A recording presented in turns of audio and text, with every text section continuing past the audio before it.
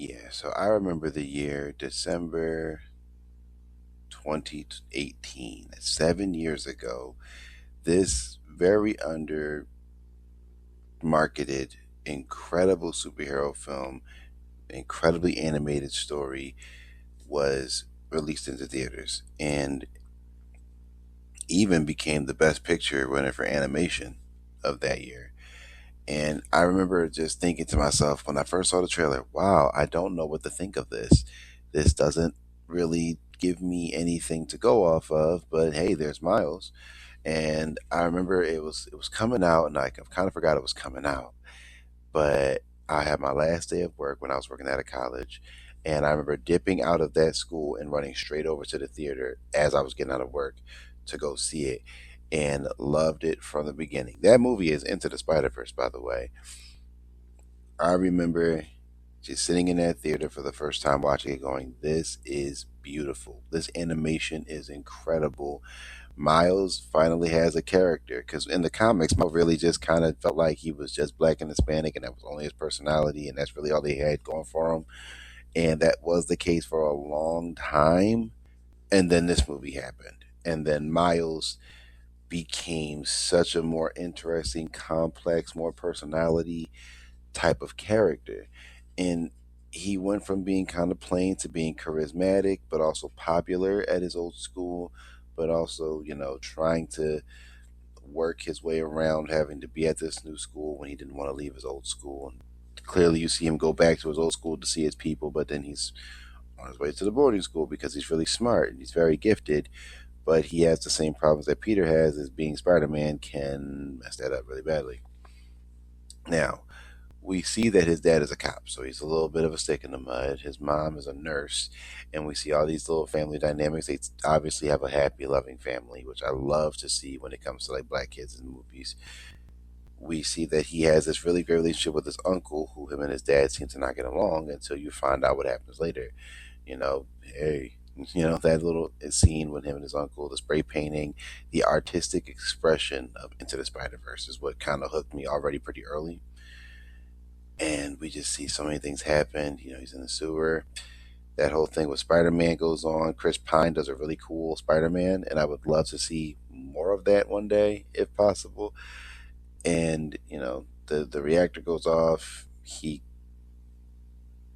Things happen. Obviously, he gets bit by that spider, and he, just kind of. I love how the movie just he just slaps it off of him. It's a funny, like it's just so funny. So then, the film's going in. Spider Man dies. There's no Spider Man, but Miles knows that he can be Spider Man. He goes through all the motions. The movie really picks up. That's where the movie really picks up because that's when, like, all the other Spider people show up. We meet Gwen for the first time, voiced by my boo. She even kind of looks like my boo a little bit. But the movie just goes. It just goes. And the scene when he has his hand stuck to her head is one of my favorite things in an animated film in a long time. There's just so much dynamic there, so much character, even in that scene. They start to kind of get to know each other, but obviously they had to shave her head. I was in the movie theater practically peeing myself. Oh man, then things started to take a little bit more effect. Obviously, the other Peter, is starting to train him. I actually, the first scene I ever saw from Spider Verse was like a little sneak peek at the film, and that scene where he knocks Peter unconscious and they're like swinging around. That was the first thing that I actually saw from Spider Verse, as far as like a scene from the film. And I remember just dying. I remember they fall. That scene goes, and it's just like, y'all not gonna help us up. I'm just gonna walk over us. Thanks, New York. It's like that's really how it be sometimes. And I'm from Philly, and it be like that sometimes. So there's just so much relatability, so many like classic. Just this is exactly how it be in real life. Sometime moments that you just kind of have to sit through and just be like, man, that was me 2 years ago. That was me last week, man. And then the whole point of him like training to be Spider-Man is fun to watch because he clearly is bad at it. He's not perfect. He has to learn. He has to figure out how to master his powers. He has more powers than other Spider people. And Jake Johnson Spider Man, who was broken and messed up and not really together is the Spider-Man he's left with having to work with. And they both learn from each other. These things happen. Spider Gwen is so fun, so cool. Pretty much everyone's favorite thing when she first happened in the comics way back when. Like Spider Gwen was a concept that everyone fell in love with her. So they really can't ever do classic Gwen again, I feel like, because Spider Gwen is just too big and too popular now, especially after Spider Verse. So that is one thing that is like, dang, I don't think I'll ever see classic Gwen again. Spider Pig was funny. Little Penny Parker was funny.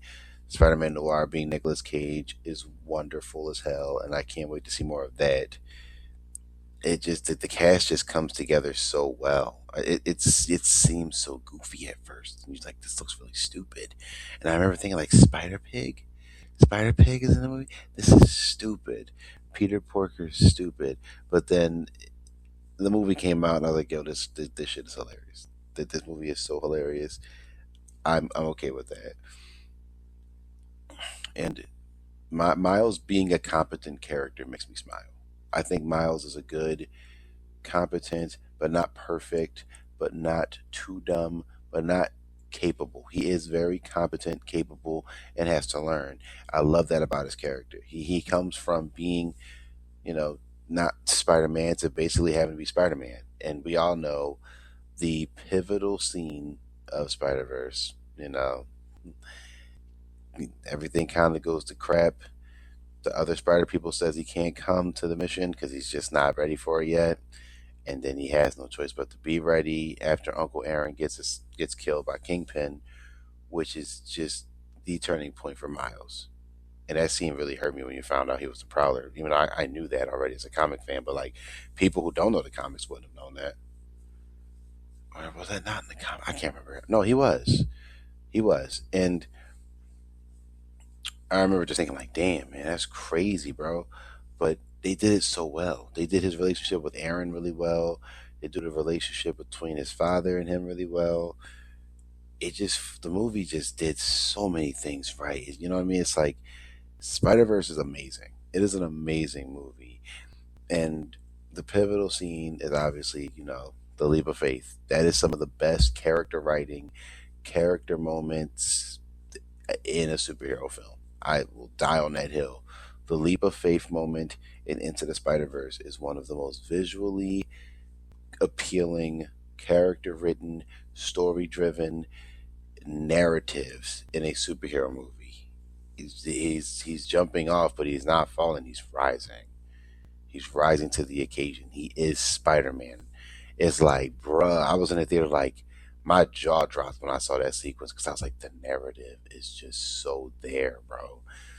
And he goes in, he sends all the Spider people home, and does everything in style, pretty much learning from Peter, and just doing everything, bro. Like I just love the way Spider Verse ends.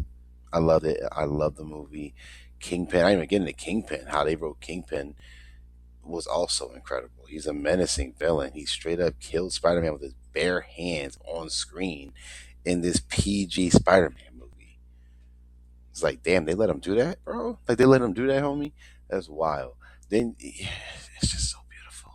I'm also glad Miles isn't like 12 or 13 like he is in the comic. He's like 14, 15. And then, obviously the really amazing sequel is 2 years later. So he gets to be older. Because I was always like, why is he so young at first? Thank God they switched that up. Thank God they switched that up.